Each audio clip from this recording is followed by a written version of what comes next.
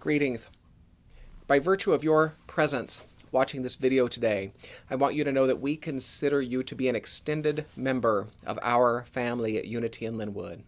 We believe that you are an individualized expression of that one creative impetus which stands behind all life. And as such, we celebrate the uniqueness which you are, and we celebrate our unity with you. We are glad you're with us. Good morning, Unity in Linwood. Good morning, Unity in Linwood. Reverend Linda Martella Whitsett is the director of Silent Unity, in addition to being the acclaimed author of titles such as How to Pray Without Talking to God, my particular favorite of her many works. For those who are uncomfortable registering online, we have hard copy registration forms available in the back. Please see Karen Breen James. Karen, will you wave to these kind people, please? The $99 registration fee includes all meals, all materials, Friday, Saturday, June 22nd, 23rd. We would love to have you join us. We did it for Mother's Day. We're doing it for Father's Day. Your gift shop staff have created a beautiful basket of things that smell delicious, taste delicious, think delicious. Valued at about $90. Raffle tickets are available for $5. Please visit your spiritual gift shop. Every service has an ambassador. This person's role is to support you in your exploration and discovery of this divine evolving idea we call Unity in Linwood. So if you have a question about who we are, about what we believe, about what we teach, if you have a question about what's available to you, I love you too. Truly, I do. If you have a question about what's available to you during your exploration, please engage her in conversation. Her name is Nan Allen. Oh, what a light. What a light. What a light.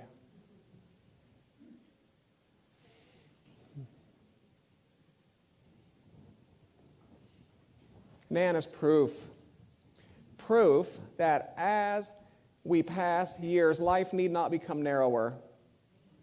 Life can become broader, more expansive, more courageous, more daring. Nan is proof of that.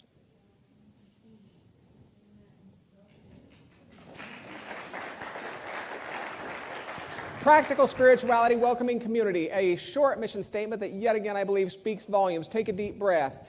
I'd like to support this with one of the 6 values statements we developed in conversation with your Board of Trustees beginning in late 2014. See if this is a position in consciousness, a spiritual value with which you can align. Today's reads as follows. We believe each person is an individualized expression of divinity itself. And we accept each person as such without condition, without question, without exception. As a matter of principle, it can be said that we at Unity in Linwood love boldly. Fair enough? I'm very happy to see you today. 1 year after the end of the war in Columbus, Mississippi, Miss Morton, Mrs. Fontaine, Mrs. Hill, Mrs. Sykes, regular visitors to what was known as Friendship Cemetery, were pulling weeds and briars, dropping flowers onto the graves of Confederate soldiers when they found themselves collectively compelled to begin dropping flowers onto the graves of Union soldiers as well. The custom earned a hearty response from the women of Columbus and resulted in a determination to make the decoration of all soldiers' graves an annual occurrence. And this story is told as the origin of what some call Decoration Day. However, it was 3 years after the same war that General and Mrs. Grant presided over ceremonies at Arlington National Cemetery, during which children from the Soldiers and Sailors Orphan Home joined members of the Grand Army of the Republic in dropping flowers onto Union and Confederate graves, while reciting prayers, while singing hymns. And this story is told as the origin of what some know as Decoration Day.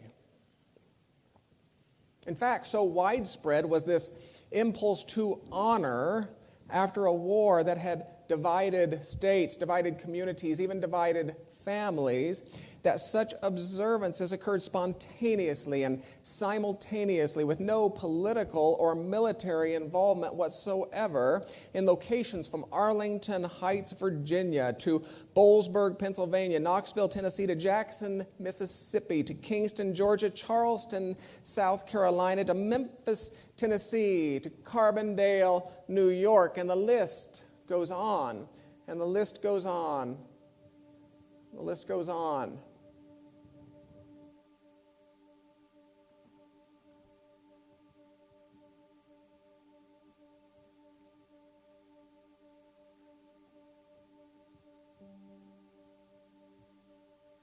I'll light a candle in your memory, though I don't know who you are. When I think about your family, I will wish upon a star. I pray that they'll find peace someday. I pray they'll make it through. I'll light a candle in your memory to honor you.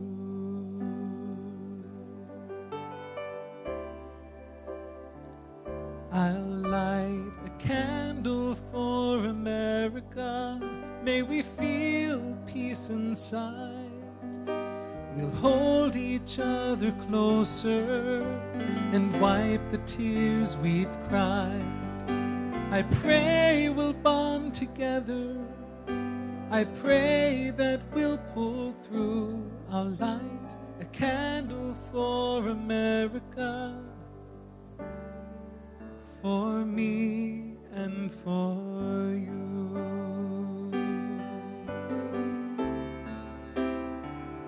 I'll light a candle for humanity, for the good that's yet to come, as we overlook our differences and join now as one. I pray we'll come out stronger in this world I'm dreaming of. I'll light a candle for humanity, to be a world living in love.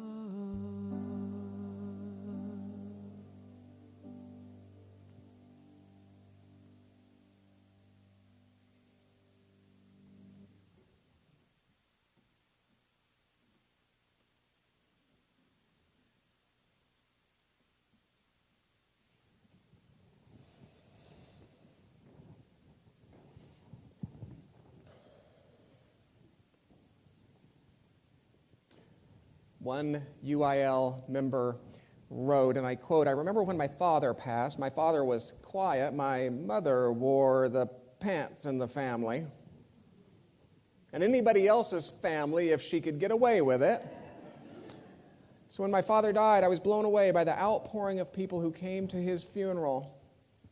There were special write-ups in the paper regarding his life, regarding his achievements. And I just remember thinking, did he know how well regarded, thought of, how loved he truly was while walking on the earth?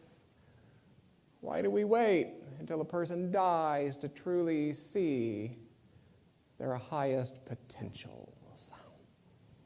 And I think it's a fair question, don't you? Why do we wait until a person dies to truly see their courage, their beauty, their wonder, their brilliance, to truly see their capacity? And what do you think would happen if we turned that around? What do you think would happen if we determined to truly see the highest potentials? Unity would say it this way: what would happen if we determined to truly see that divine spark, that Christ presence within each other right here and now while we're still together, scorching through space on this moist green rock we call home. Personally, I predict that it would be pretty awesome. I think it would be pretty awesome. Reminds me of a story. You've heard it already, so please indulge me, won't you? They were down to 5 monks. The order was dying. In the surrounding deep woods, there was a little hut that a rabbi from a nearby town used from time to time. And the monks knew that the rabbi was in when they saw the smoke from his fire rise above the treetops. Well, as the abbot agonized over the imminent death of his order, it occurred to him to ask the rabbi for advice. And so it was that early one morning, as the smoke rose above the treetops, the abbot embarked to be warmly welcomed by the rabbi. A few hours later, when the abbot explained the reason for his visit, the rabbi could only commiserate. "I know how it is," he exclaimed. "The Spirit has gone from the people. It's the same in my town. Very few come to the synagogue anymore." And so from this, the abbot and the rabbi spent the afternoon hours simply discussing truth as they understood truth to be, until the shadows began to lengthen through the wood, and the abbot's voice drew quieter. "While it's been a wonderful visit," he said, I have failed in my purpose. Is there nothing you can say to help me save my dying order?" And the rabbi's head simply nodded side to side. But as the abbot waved his farewell, the rabbi's raised voice reached his ear one last time. "Oh, the one thing I can say is that the Messiah is among you," at which point the door to the little hut closed and the lights flickered out. Well, upon his return to the monastery, the monks flocked to the abbot. "What did the rabbi say?" they asked. "What wisdom did he share?" And dejected, the abbot uttered he couldn't help. "The only thing he did say as I was leaving was that the Messiah is among us, but I have no idea what those words mean." Even so, in the months that followed, the rabbi's strange words continued to dance in the hearts and the minds of the monks. "The Messiah is among us," they thought. Could he possibly have meant that the Messiah is one of us here at this monastery? And if that's the case, who might it be? Certainly he didn't mean Brother Elred, thought one. Yeah, you laughing. After all, everyone knows Elred's sharp tongue. Why, just last week he was deriding and disparaging and demeaning Sister Rosalind over monastery politics on Facebook.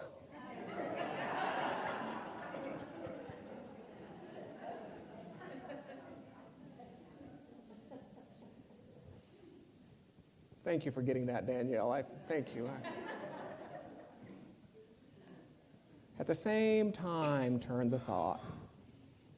Brother Elred is always humble of service. Maybe the rabbi did mean Brother Elred.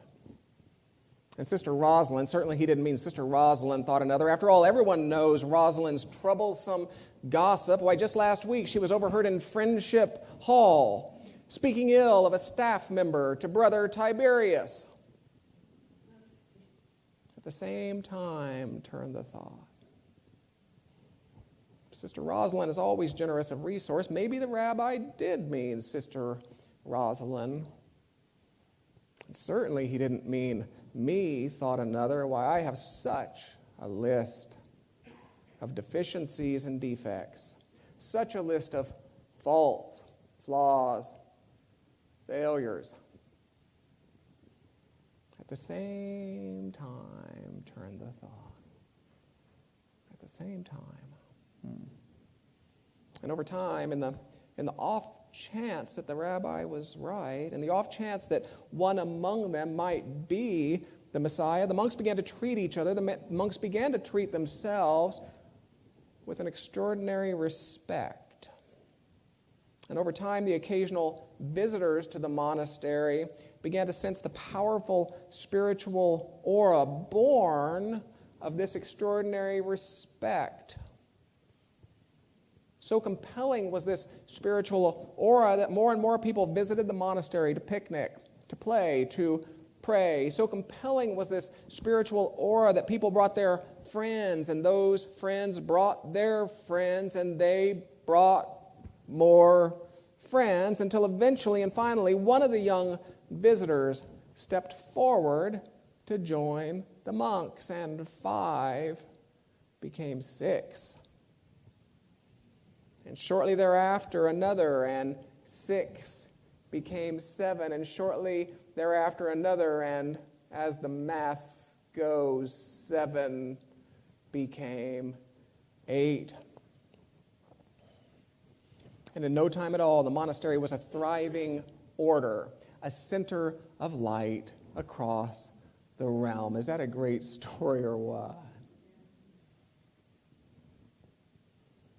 And so it is that on this Memorial Day Sunday of 2018, and my hope that we will be encouraged to truly see the courage, the beauty, the wonder, the brilliance, the capacity which surround us in every moment, in the form of each other, in the form of God's infinite creativity as it is expressed and expressing on the grand canvas that is earthly life. I turn to your stories. Thank you for sharing them with me. For having read each of your stories this year, I'm prepared to promise you that courage is sitting to your right, that beauty is sitting to your left. I'm prepared to promise you that wonder is sitting in front of you, that brilliance is sitting behind you. I am prepared to promise you that tremendous capacity is all around you this morning. As one example, and I do quote, with eyes of possibility, I saw the unsung beauty in a wide array of teens, determined that they have a sanctuary for a school. I created and run an educational community that cultivates authentic voices and strengths, empowering students to be fearless in their individuality and courageous as local and global leaders. End quote. Does this sound like the voice of courage to you? And the soul is among you this morning. Another reads as follows: my father taught me this in the first grade. He sent me to school each day with the assignment of speaking to 3 people and mentioning to them something positive that I noticed about them, and it had to be something real, not that I just liked the color of their shirt, but that I noticed how hard they worked on a project or how they helped someone on the playground. And each night my dad would ask me who I talked to and what I said. He would encourage me to listen to others, to notice what they were doing that was helpful or strong or kind, and to let them know someone noticed. Anyway, it became a way of life for me, and it served me well as a teacher, as a caregiver, as a mother, as a grandmother. It's what they will say at my memorial. They will say she was kind. Does that sound like the voice of beauty to you? It does to me. This soul is among you this morning. Or how about this? At 19, I was in an automobile accident. Fully awake, I knew how many times the car rolled. I saw the mud scooped into the car through the broken windows. I had all the time in the world. I had time to bless and thank all those near and dear to me. I had time to say, if this is my time to go, it's okay. If it's my time to stay, what's mine to do?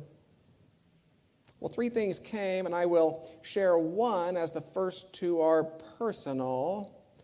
She continues, I was to write someone a letter of apology. This was a person I had never been rude to or done anything I would consider mean. This was a classmate, somewhat of a hypochondriac. But it came to me that I wasn't the kind of friend she needed at the time. So I wrote it, I blessed it, I mailed it. I never heard a thing. The letter was not returned. Well, 10 years later, we were at a class reunion. She came up behind me and she said, your letter changed my life. And she walked away, never to say another word about it. Does that sound like the voice of wonder to you? Because this deep listener is with you this morning. She's here. After obtaining college degrees and rubbing shoulders with House speakers, congressmen, governors, presidents, yeah, you just want to start looking around now, don't you? I thought all of that was important until one day a friend, a retired Lutheran minister, asked me what I had done in life that was important. Well, I blurted out that my enforcement of the Civil Rights Act of 1964 was the most important task of my lifetime. As a teenager in the military, I wrote to Senator JFK and the Inspector General of the Army about the severe injustices I had observed against minority soldiers. Later, working as a union rep, I filed discrimination complaints with the EEOC against the world's largest multinational conglomerate, GE. I spent 34 days in courtrooms and won important remedies. In all cases, GE drastically revised their policy books. Several years later, I filed separate complaints with the EEOC against the U.S. Department of the Army, the U.S. Department of the Navy, and after lengthy hearings, I obtained positive remedies in both. The years went on, and a few years ago, I found myself explaining to my young African-American grandson why he should never use the N word in his Facebook postings.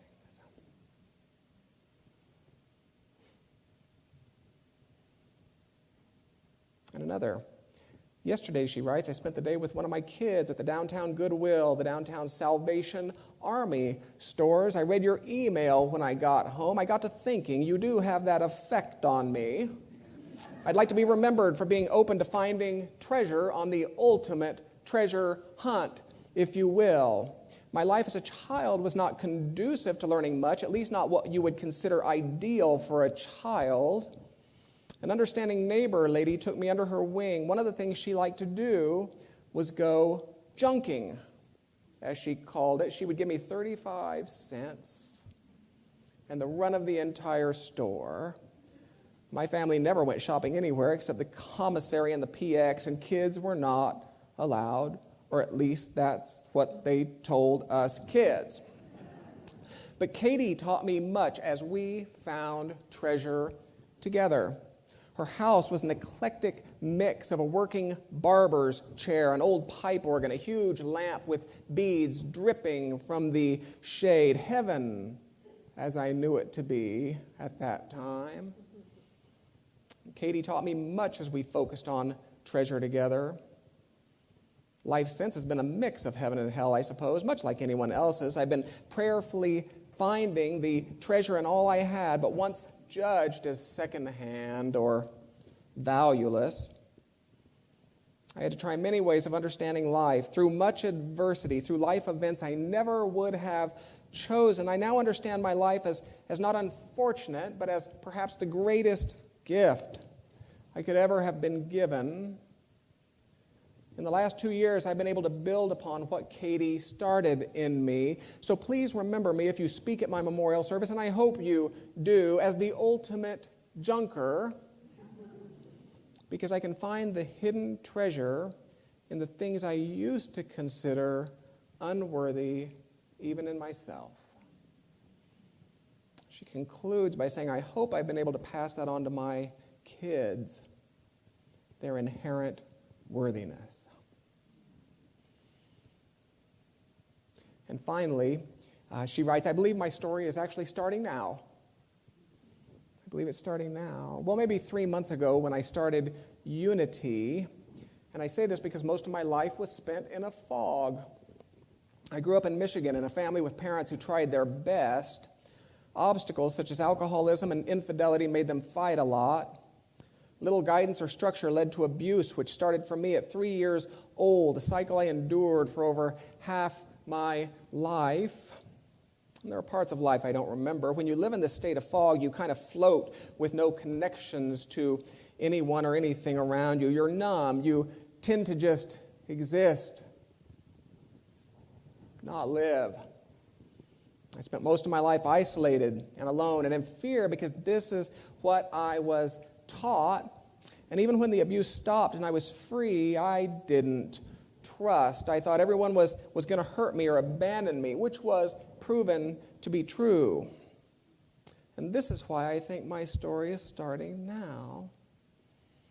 Because the words above describe my history.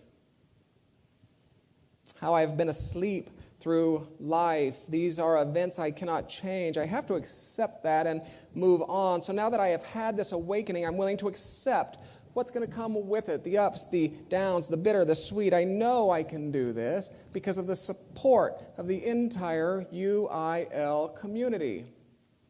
I'm willing to engage fully in the roller coaster ride of life through volunteering, through attending church services, making friends, pushing myself way out of my comfort zone. I will not let fear or doubt stop me from engaging in activities that help me grow as a spiritual being. Classes, energy work, work with Dr. Richard on questions, on prayer. I will take every opportunity that's presented to me. It's time for me to live, not exist.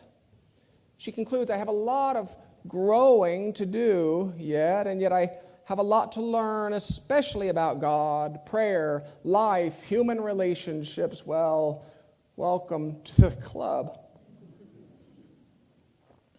But for the first time, I feel like maybe there's a reason I'm here on this earth.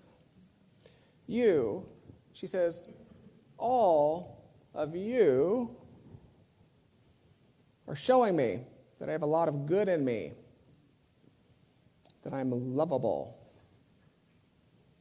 This is my developing story, and it will continue to blossom and grow. So voices of brilliance, voices of capacity, yeah. And these are all around you this morning. And I can just imagine that you're thinking something akin to, I just hope he tells us who all of these people are. And yet, as you've already intuited, that won't be happening. After all, how tempting would it be to simply create more exceptions? You can figure it out over hospitality if you like. But I find myself thinking back to our rabbi. What would have happened if he had said, the one thing I can say is that the Messiah is Brother Elred? Or the one thing I can say is that the Messiah is Sister Rosalind or Brother Tiberius. But he didn't. He didn't say that. For you see, I think he understood that the power didn't exist in assigning the Messiah to one person, but in truly seeing the Messiah in every person. And so it is with us. The power doesn't exist in assigning that courage, that beauty, that wonder, that brilliance, that capacity to one person, but in a willingness to truly see the highest potentials, that divine spark, that Christ presence in every person, right here and right now. males and females, the old ones and the young ones, the gay ones and the straight ones, the rich ones and the poor ones, yes, the Jews, yes, the Gentiles, yes, the Republicans, and yes, the Democrats. And I predict that that would be pretty awesome. That our 5 might become 6, and that our 6 might become 7, and that our 7 might become 8, that in no time at all our monastery might become a thriving order, a center of light across the realm. The song is called Anam Cara. Soul friend is the idea. You're warmly welcome to sing along.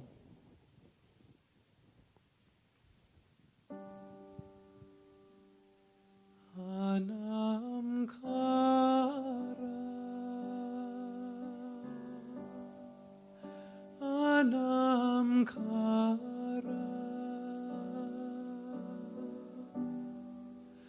Anam Cara,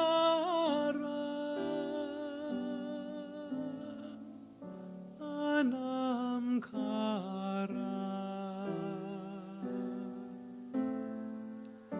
Anam Cara. Thanks again for joining us. Please visit unityandlinwood.org for a preview of all upcoming classes, services, and events, and for an opportunity to make a gift to our community should you so choose. Thank you.